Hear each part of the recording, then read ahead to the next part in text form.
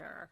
So I think it would be great if we could kind of go through a few of your tools in your toolbox. I know the ones that stand out in my mind that I want to talk to you about is, number one, how you figure out what your triggers are, and that sort of feeling when you get that like contraction in your stomach and you're like, oh.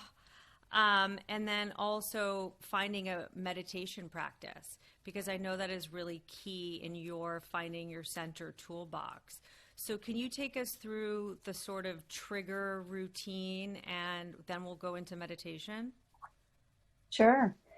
That I think, like you said, it's just, I think so much of what we do in our life is unconscious.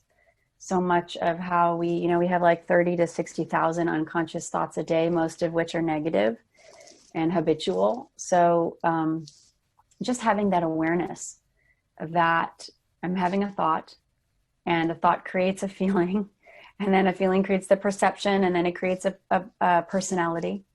So it's first start there, notice the thoughts, and obviously we can't catch every single one, but notice that where that thinking is. So in a trigger sense, triggers are this great idea, or triggers point to where you're not free. Points to where there's still work to do. There's healing to be done. Can you give us an example or a couple examples of what a trigger might be? It might be that your husband says, you're not, continually might say that you're not doing you don't pull your weight in the home, say. And so that might, and right away, obviously that's annoying when you're living with someone and they're not feeling like you're doing your part, right? So that can be triggering, but ultimately it's just his opinion.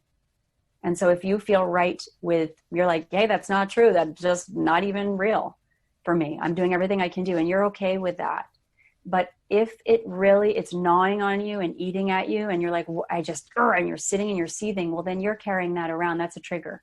So figure out what is this about? Where do you feel invalidated? Where have you felt invalidated? How are you continually not able to stand in your truth and speak up, and talk to him about that? So it's just noticing that it's not about him saying that, it's about your reaction to it and what is behind it.